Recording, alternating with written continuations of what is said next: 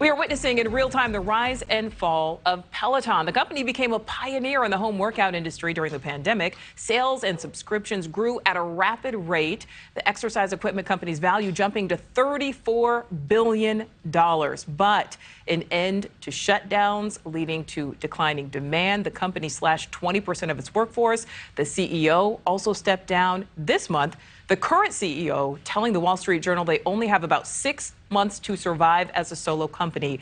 And there's now been a fourth round of layoffs, meaning a total of more than 5,000 job cuts. Shibani Joshi is a business and tech journalist, joins us live. Shibani, Peloton CEO, they're painting these next 6 months as really the last chance to save this company. What will make it officially saved, so to speak, and what happens if it doesn't happen in 6 months?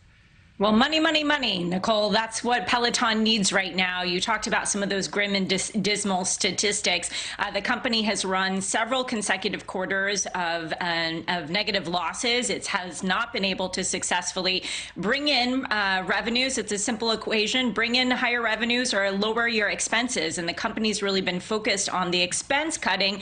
The headcount is one example. Restructuring is another. And also changing its business model. Also, the question remains, though, is Peloton viable as a standalone company, or should it be purchased by a Google, an Amazon, Nike, something that has a better fit with it, that can roll it up into larger operations? Because right now, the Peloton buzz really died after the pandemic, and it is struggling to keep that buzz alive today. Shibani, this is the fourth round of layoffs. We know stock has dropped more than 75%, and that's just this year alone.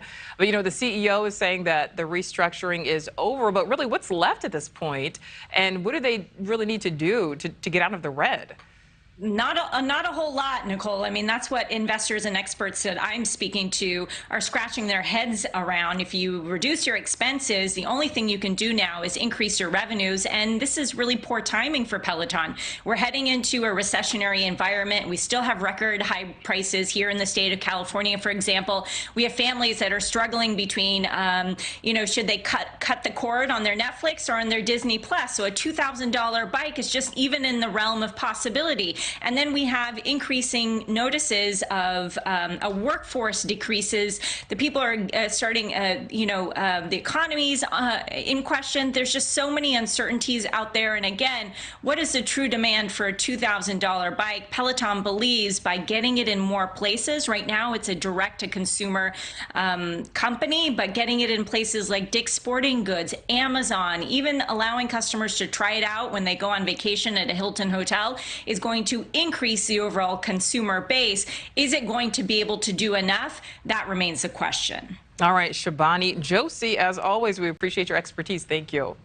Thank you for watching. Go to newsnationnow.com to find NewsNation on your television provider. And don't forget to click the red subscribe button below to get more of NewsNation's fact-driven, unbiased coverage.